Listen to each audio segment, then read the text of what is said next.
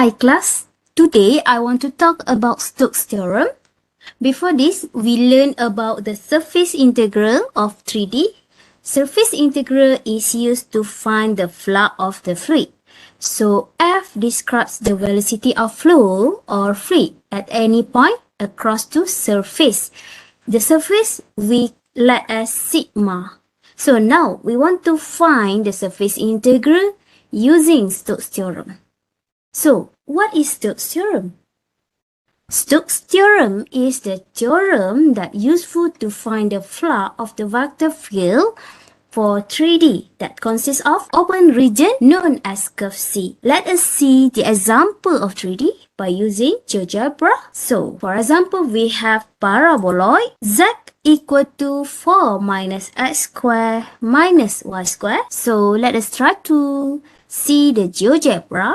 Okay, let us see z equal to 4 minus x squared minus y squared.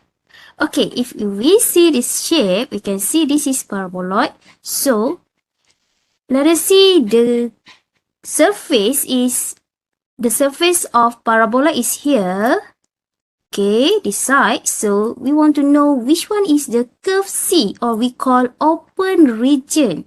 So, this is curve C. You see, if we want to view, we can view from below, right? Okay, so we know that XY plane consists of circle.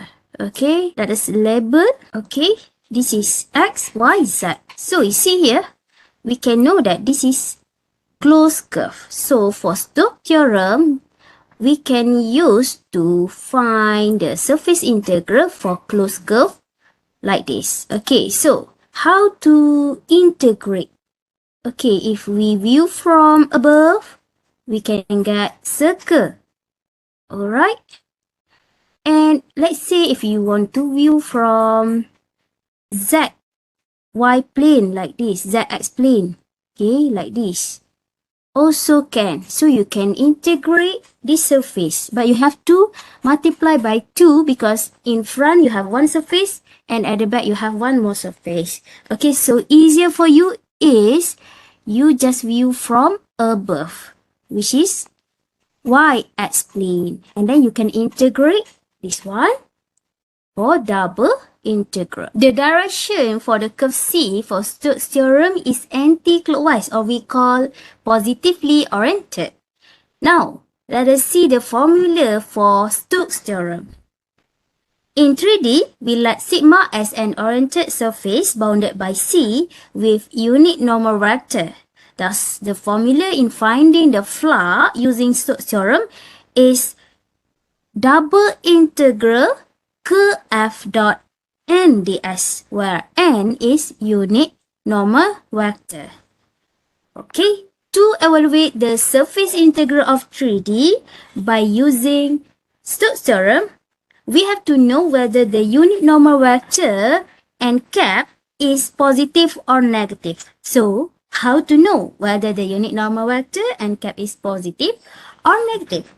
We can use thumb rule. So, let's say we have paraboloid and we know that Stoke theorem, the curve C is rotated anti-clockwise. So, when we use thumb rule, we can know that the unit normal vector will go up or upward.